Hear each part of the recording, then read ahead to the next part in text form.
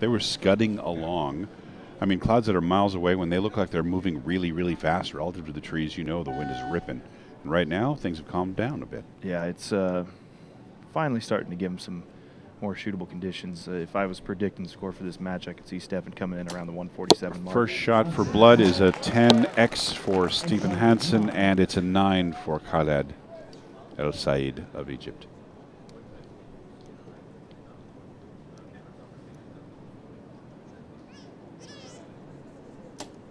Okay, Mr. Hansen with a 9 just out.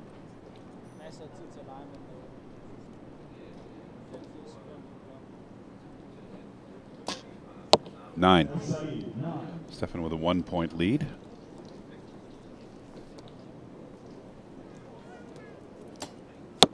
And there's a, it looks like a 9 from here. Yeah, he's just out at 2 o'clock there. Yeah. Stephan looking really relaxed, shooting a hinge, I'm noticing right now. Mr. Khaled shooting a button. So I'm going to get you to explain that, because while you and I know what hinges and buttons are, maybe quite a few people who are tuning in don't. And as we say that, George, the rain has just started to come down pretty heavily again. Sure has, so my goodness. It's straight down, though, at least, because there's no wind. As we mentioned yesterday, you wait 10 minutes and the weather will change. In the matter of one end, less than 2 minutes, the weather did a full-on 180 on us.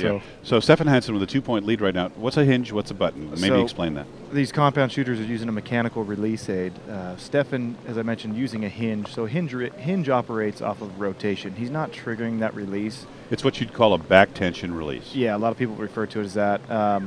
It basically has a hook and moon, and as the release rotates, as the shooter pulls through that release and gets the release to rotate from the pressure being on his index, his pointer finger, out towards his ring finger, that rotation will cause the hook to clear the moon, opening up the release and firing the arrow. Mr. Khaled is using a thumb button, so he's actually activating the release either with his thumb, which is less than ideal when you're actually commanding the release. Generally, shooters don't have as much success doing that.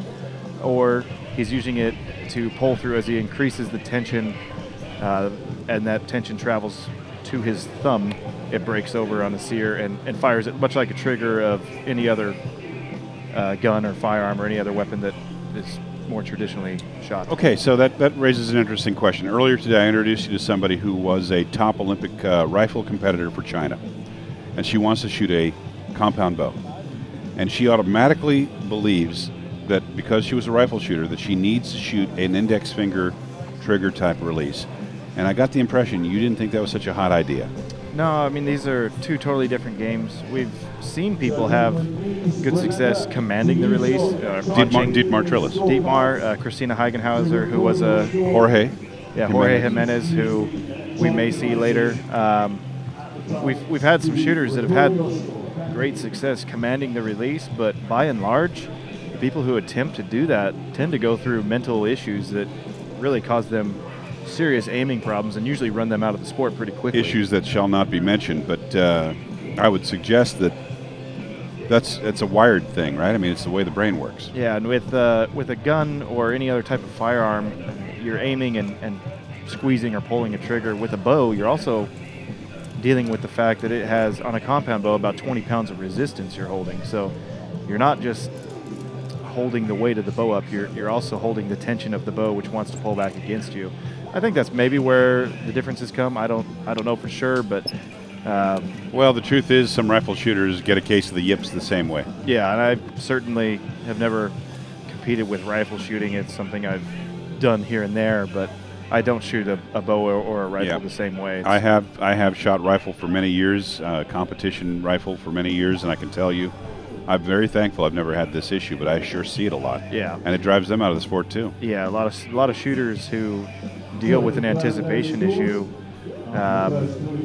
where a lot of times you'll see a shooter hold bow. They'll tell you, I'm aiming at 6 o'clock and I can't get the bow to move, and they'll look for issues. Maybe it's the bow. They take stabilizer weight off the front, put it to the back, but it's really not. It's nothing more than a mental block that's preventing them from comfortably aiming in the center of the target. Yeah, and it ruins you, and it can be impossible to come back from. Well, for the sake of the archers listening in, we're done talking about that. Yeah. You can bring the children back into the room now. So let's focus on more comfortable things like shooting tents. I like that idea. Now, tell me about whether you think hook shooters versus trigger shooters are going to have an advantage out here because of the wind specifically. Yeah, and this wind, I mean, if you're a really strong trigger shooter, you shoot a button and that's all you do primarily, this can really help you. Although I think if you're doing it properly, it almost doesn't matter. You learn to subconsciously activate the release regardless of what type you're using. And it's done off of what your mind is seeing through your eyes, and it's done off of feel oftentimes. In the wind, you have to kind of change your thought process to, okay, I want to see my dot just left of the middle to compensate for the wind as I fire my shot. And some shooters try to do that, and they might gravitate towards aiming in the middle because that's what we always do, and struggle to hold off for the wind. But if you're shooting a button or a hinge properly, I think it's sixes out here, really. As Stephan pulls out a 2-point advantage over Khaled, Adam Ravencroft of GBR is enjoying a 1-point lead over his opponent, Kevin Burry of Switzerland. Kim Tae-yoon of Korea with a 2-point lead. Stavros Koumertas of Greece has a 1-point lead over Julio Fierro of Mexico. Julio's a great shooter. Pat Larson, the big Viking from Denmark, has a perfect score, 20 points on the board against Luigi Dragoni of Italy. Yeah, Dragoni's a shooter I've shot against a couple times. I'm also seeing the Wolfman Alex Wiffler with a perfect 30. Alex Wolfgang Wiffler. He's going to regret that World Archery puts your middle name on the results list. You know that, right? Never again will I call him Alex or Wiffler. It's only Wolfman. Yes, because I had no idea his middle name was Wolfgang. No. How many kids do you know with a name like Wolfgang? And he likes it, which is cool. Yeah, actually. He comes from a family. His mom told me that his father wanted to name him Wolfgang for his first name, and she said absolutely not. Settled on the middle name, but here it is. It's shown its head now, and he will forever be known as Wolfman. Which is not a bad thing. I think he actually enjoys it. No, it's which cool. is great. It's a cool name, Yeah, and it's an animal nickname. Yeah, so it fits the World Archery pattern of things like the honey badger, the wolverine, the big cat, and now the Wolfman. I'm gonna roll with it. All right, I like it. All right, it's approved.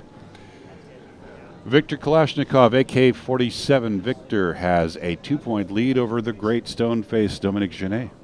Yeah, Dominique had some great results earlier this year. He was the highest seeding French member, and they shot uncharacteristically low. They failed to make the team cut. Okay. It looks like we're already getting ready to update scores one more time. My good friend Roberto Hernandez of El Salvador has a tie at 29 all against Athanasios Kostopoulos of Greece. And good thing you've got some Greek heritage in you there, George, because that one would have been a mouthful for me. Thank goodness my mother is from Crete. Should be noted, Roberto was actually the best man at my wedding. No kidding? Yeah. I didn't know that. That's awesome. He's a great guy. He's Awesome. just a fun guy. And for everyone listening, I want to point out that Roberto cannot beat me in FIFA on the PlayStation 4. Now it's pure dominance. Watch what happens next. That's because he's spending his time practicing archery instead of playing PlayStation. That's why I'm just an alternate. Ruben Blandal of that's right. He's out there shooting. Right. Yeah. You're here talking. Yeah. Have you thought about the correlation? Yeah, the correlation. U.S. men's compound team can be difficult. Can be difficult to make. See, I've got an excuse. I'm a used to could. Right. Yeah. All right. Better to be a used to could than I never did, though. Yes. Yeah. All right. I'm going to stick by those words.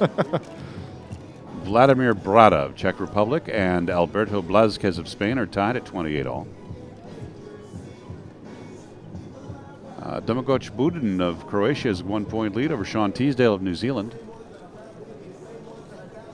Look at that, there's another Wolfgang. Wolfgang Weiner of Austria. It's actually, yeah, that's great.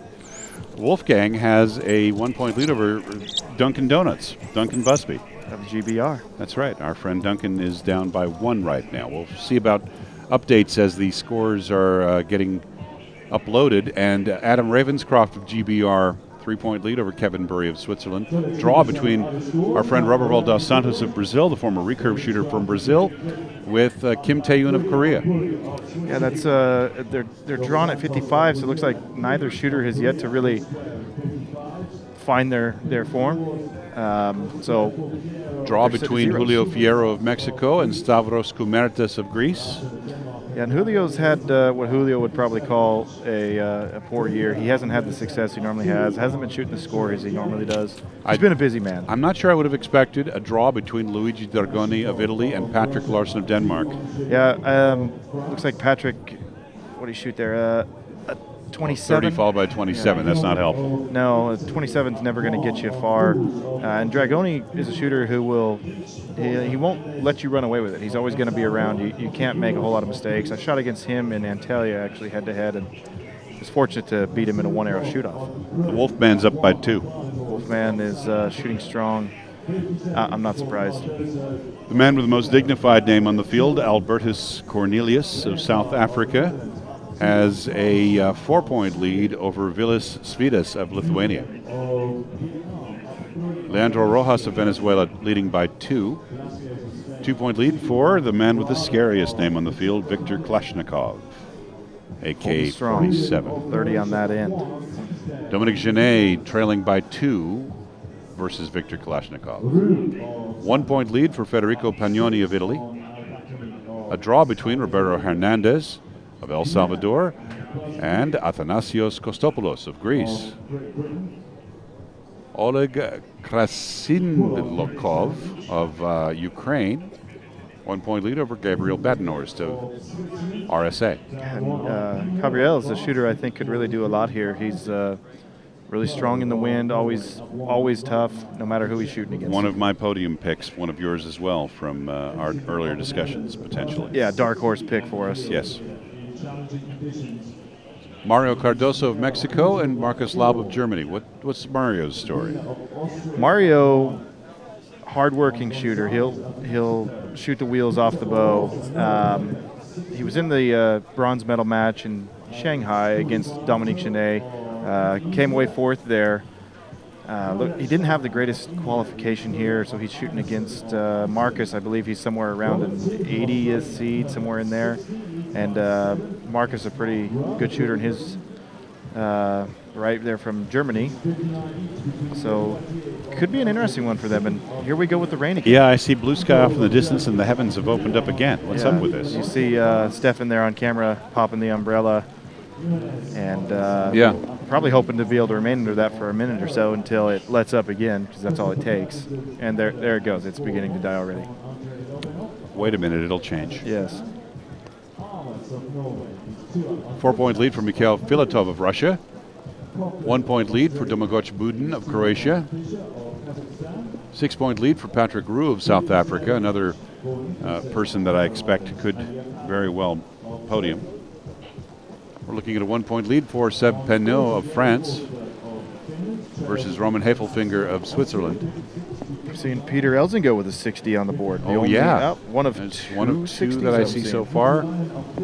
3, Robert Timms of Australia.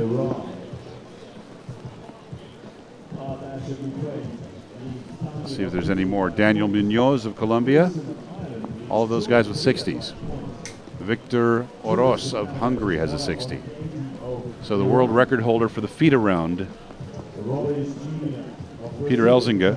The full 1440 round from 90, 70, 50, and 30 meters. Yes, sir.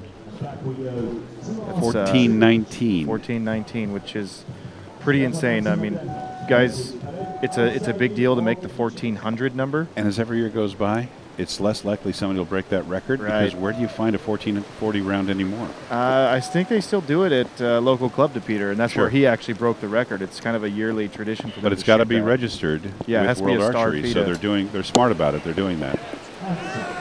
Okay, that's a 10. The rain is really pouring down. Oh my! It is torrential. It's a shame we can't get these guys a little bit of a timeout, because this is ugly. That's a 9. And a 10 from Stephan. He's not giving any quarter. No, and I earlier had predicted somewhere around a 147. I think he's down 3 right now. Yeah. Yeah, he is. So, and he shot that last arrow and ran off like it was 10, a team 10, round. 10. Maybe he's well motivated. Yeah, let's shoot the arrows and get off. And get Because under that looks the like a umbrella. cold rain out there. Khaled has just shot a 9-9. We can't hear ourselves clearly given the amount of rain coming down right No. this moment. The We're basically in a tent. we're in a vinyl type structure and it's very loud with the rain. So we apologize if it seems that we're yelling now. I have a feeling that you can see it on the camera. In fact, they're going to have to turn on the windshield wipers. What's our clock showing? We are at 50 seconds. Okay, that's enough time to get the shot off. He is getting soaked. Yeah, he didn't follow suit with Stephan. He didn't shoot him as quick as he could and get out of the way. I'll tell you what, he's hanging in there, but what's going on with his scope right now, you suppose? Yeah. Oh, another 9. This is the kind of weather you don't want to have a clarifier in your peep. No, you ideally have some type of an air puffer, an air can on you. So you Would it can do any good? Look at this. Well, it'll do good when between ends when your peep is full of water. You can at least clear it, but between shots, you're just hoping that it doesn't fill up or catch a drop of water while you're at full draw. This is tropical. And here again, we had mentioned in our podcast earlier in the week on our Easton Target Archery podcast some of the things you do to prep for rain, and I mentioned having 2 scope lenses and trying to get them as close to possible, or at least knowing if you have to change one, knowing, okay, I need to take 3 clicks to the right and 4 clicks up to get it back to 0. And you'd have to change one because maybe you could lose your stuck-on aiming dot, something like that. If you're using a sticker aiming reticle, it's real easy for one of those to slide off in this without even touching it. Look at this, the sun's about to come out. Yeah, we're about to get blue skies again. And of course, it's when they're not shooting. Right. As soon as the DOS's alarm went off there, it's slowed down to a relative trickle. So when they're shooting and they can't wear their umbrellas, they're dry. Right. Or they're not dry, excuse me, they're soaked. That's just awesome. It's been nothing short of The bizarre sun is here, out. but The sun is freaking out. When 30 seconds ago, you couldn't see across the field. No. I love it.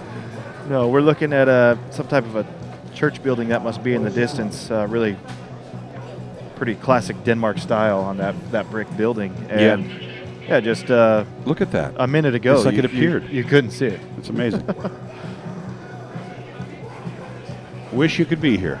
Yep. For those of you who are watching. And big thanks to the field crew. They're handling the cameras for us, making sure they're all wiped down. Yeah, they are awesome. They've got much more stylish umbrellas today. Did you notice that? The cameras have much more aerodynamic looking umbrellas. As if they were built for them. Well, no, that's actually, I've seen those. That's a commercial umbrella, and it's got a wedge shape to it. They're meant for people, but they've got them on the cameras. They're kind of cool. They're meant for stylish people. Yeah, I think, if I recall correctly, the advertising pitch I saw for those things was that they were developed at like the University of Edinburgh, where you suppose they have some serious practice with umbrellas. Right. Anyway. The Feed a Target umbrella, also a popular one amongst the athletes out here. Yeah. Yeah, the WA Target umbrella. It's made by a number of companies out there, and they're all over the place.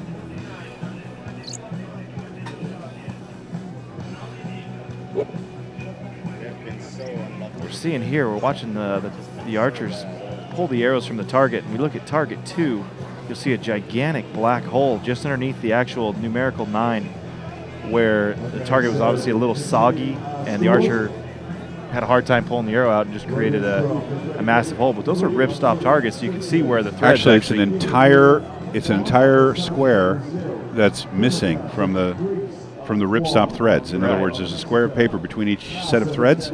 The whole thing is missing, like a square has been cut out. Yeah, on a standard target, that may very well actually tear a gigantic hole to the point where they'd have to replace the face. And with something like that, it's not in a critical scoring area where they would have to make a judgment call, so they should be able to keep the face. The archers could request to have it moved. If he sees it clearly through his scope, it might distract him seeing a large black hole. For me, I'm picky and a pain in the rear, so I'd probably ask him to put a new face up. What do you do if the judge says no? I guess you go shoot 3 arrows. Fair enough. Hopefully not in that hole.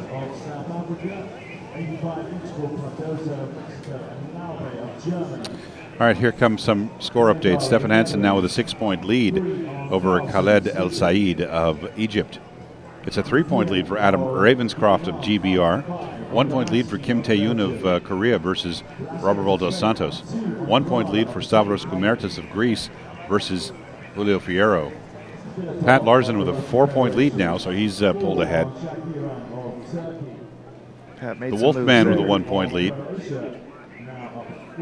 Albertus Cornelius of South Africa with a 6-point lead. Leandro Rojas of Venezuela with a 2-point lead. You see some really low scores on some of these. Well, you can't blame them with that rain that just came through. Victor Kalashnikov, 3-point lead right now. 10-point lead for Federico Pagnoni of Italy. Yeah, and you Looks notice like his Reginald opponent had an 18. Yeah, gee, I'm thinking that's a miss. Or, yeah, it could be an issue with clarifier. Looks like Athanasios Kostopoulos of Greece, unfortunately 13-point deficit now to Roberto Hernandez.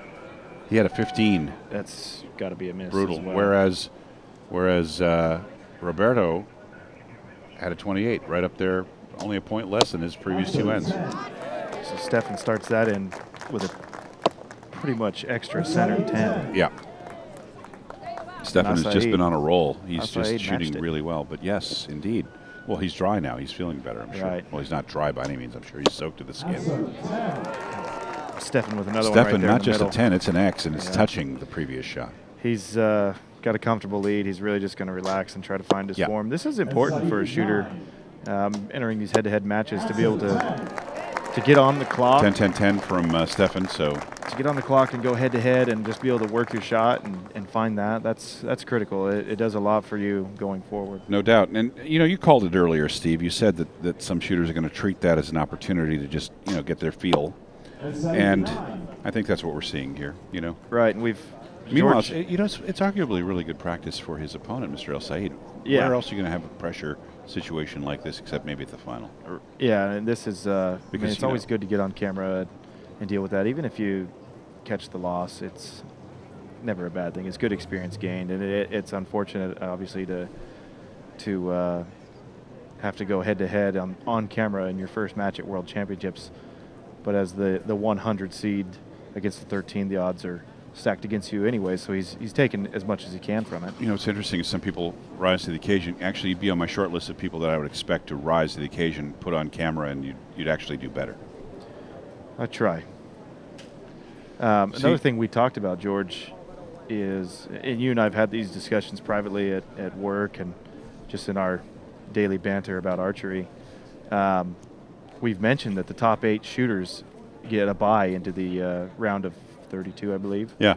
And I guess it's looked at as an advantage, and on a day like today, that's fine, where they won't shoot until tomorrow. But I honestly look at that at a regular World Cup stage, it means you sit out 2 matches while your opponent gets warmed up. Not just warmed up, but confident because he's just had 2 wins. Yeah, and sometimes you get, Yeah. I mean, I can point to a couple years ago, PJ Deloge qualified number 1 and Roger Willett qualified number 32. Roger got 2 good wins right off the bat and then came in and I think he dropped a 150 on PJ, and PJ's done. But let's be fair.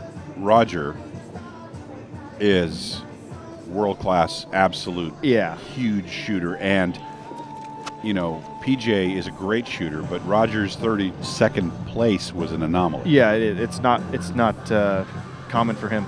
But we see that probably every World Cup, a top shooter who ranks low and then has a face-off with another good shooter early on. We noticed a few of those here in the brackets today. You know, we could be seeing a few of those. Yeah, we could be seeing a few of those matches coming up. So, to me, I don't know how I feel about the protected 8 taking the top 8 into the round of the 116 round. It doesn't do anything for them. It doesn't really get them a good number of. I don't believe it gets them any World Cup final points. I'd rather start from the top and have a what you might call is a cakewalk match going in and get some confidence built up.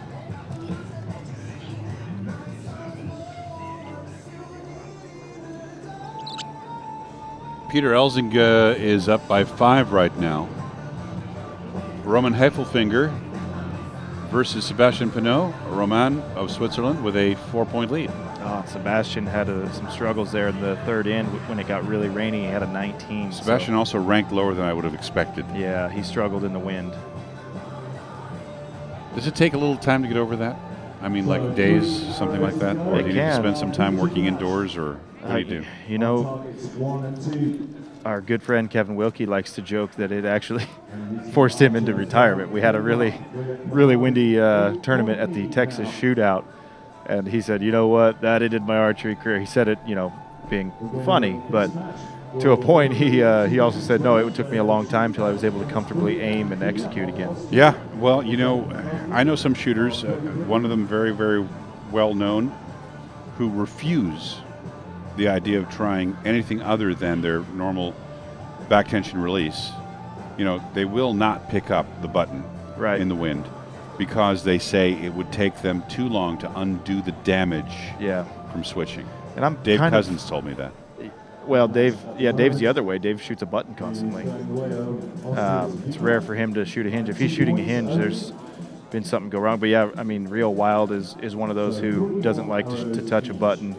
I'm kind of the same way. If I'm shooting a button, it usually means that it's an unaimable day. You're somewhere in the neighborhood of 12 to 15 meter per second wind, you know, plus 30 miles per hour, and at that point, I'm just hoping to hit the target face 72 times. Did you see what Juan Carlos just did? He brought us candy. He brought chocolate and put it in front of us while we're on the air. It's as if he wants us to suffer, sound even more foolish, or suffer. He wants us to suffer because we're looking at this lovely candy sitting in front of us, and we can't touch it because my personal policy is never to eat when you're on the air. By the way, I hate that when you hear that on the radio. I think that's a Jordan almond. I could kill those people when they do that. I hate it. Yeah, there's some Jordan almonds in there. Look at that. Well, I think we're going to make that go away so we're not tempted. If we just put it behind that MacBook over there, we should be all right. I could put it next to my Japanese manju over here that you enjoyed so much. It was really good. I did enjoy that. Thank you for watching. One more time, please put your hands together for Khaled Elsaid of Egypt. Only the finest in snack foods here in Denmark. We've got 3 shots to go. This is turning into a bit of a blowout here between Stephan Hansen and Khaled Elsaid of Egypt. 117 for Mr. Hansen out of a possible 120 right now. That's really solid. Yeah, he's going to have, I mean, I think he started with a 28, 29, so he's going to have one of the highest scores on the field at 117. You know what? This kid could win this tournament. Truly believe he could. Yeah, he's had the results. He's had the qualification scores. This year he has yet to actually do much in the elimination rounds at the World Cups. But just killed the spider. Yeah, it's just a matter of time. He's just hammering that thing. I mean, you know, in a positive way. I don't mean like getting on the trigger. I just mean he's just hammering that 10 ring. And 10, 10, 10 again. XXX, in fact. Again. Holy cow, that's really good shooting. So 147 points. Not much you can say. I mean, you know, it's unstoppable. Yep. In conditions like this with that rain, 147 is probably going to win almost every match. Final arrow for Khaled Elsaid is a liner 9, so that's done. 15 points, and you're looking at a 10-point victory for Stephan Hansen of Denmark.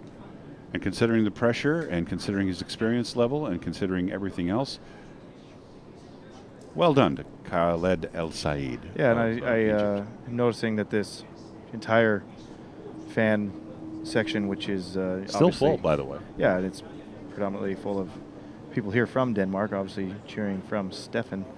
But a nice round of applause for Khaled. Yeah, nice gesture. And let's face it, that was not fun for Khaled. He was just drenched. Yeah, caught in a total downpour for about a minute and 50 I think he's going to seconds. get on the bus, go back to the hotel, and take a long hot shower or something, because that was cold rain. To make it even worse, he got drenched in rain, and now he's just baking in the sun. Yeah, that's always a pleasant feeling. Yeah.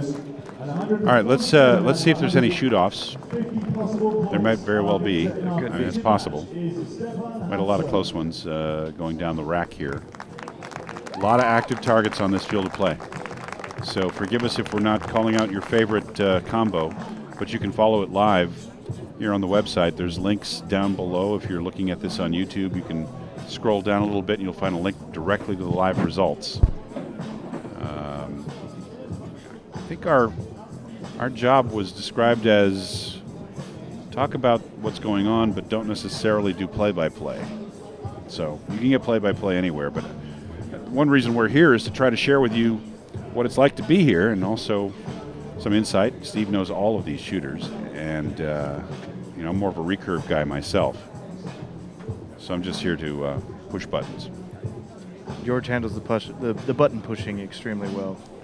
Well, I don't mean like, you know, pushing a button, like in Goodfellas, you know. A literal pushing of the recording buttons. That's a separate deal.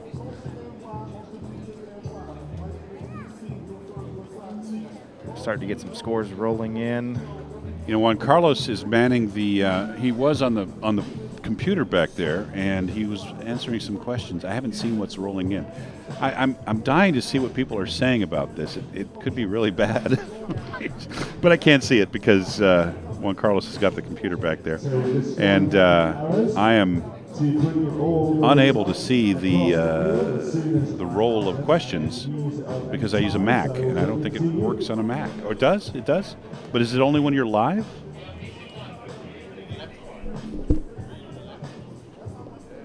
So here's what I'm going to do. I'm going to talk to our producer and figure out how to get it to work properly on my computer. But it obviously works properly for a lot of you out there, because I've seen some of the comments rolling on. Keep them coming, because we appreciate it. And if you have questions, someone will surely let us know. Fire away. Fire away. Well, within reason.